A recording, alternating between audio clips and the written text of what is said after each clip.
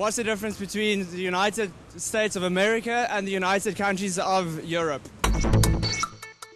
Let me first note some figures. 500 million inhabitants in the European Union and 300 million in the United States. We have 27 member states in Europe, the US has 50 states.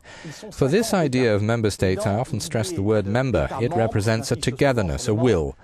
We want to be a part of the European club. That is not necessarily the case in the United States of America.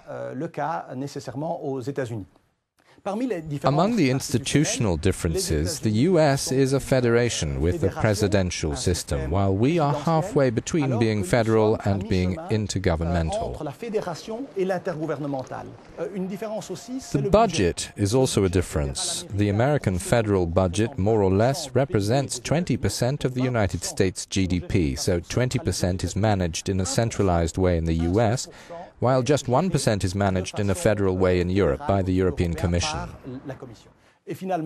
And the last point is, and it's perhaps a capital difference, where the Europeans unite through treaties, all the way from the Treaty of Paris to the Treaty of Lisbon, the Americans have their basis in a constitution. We have treaties, the requirement for which is acceptance by the 27 member states. Unanimity carries a risk of stalemate.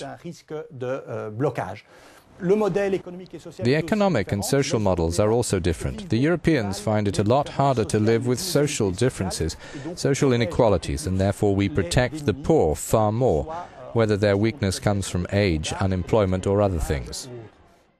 In Europe, we have a strong sensitivity towards environmental questions that we call the ecological transition. We may want to eat more healthily. We pay attention to the kinds of energy we use. We're starting to pay more attention to transportation systems. This sensitivity is far less pronounced in the United States. There you have some similarities and differences between us and our allies and American friends. If you'd like to pose a question, go to the Euronews website and click on You Talk.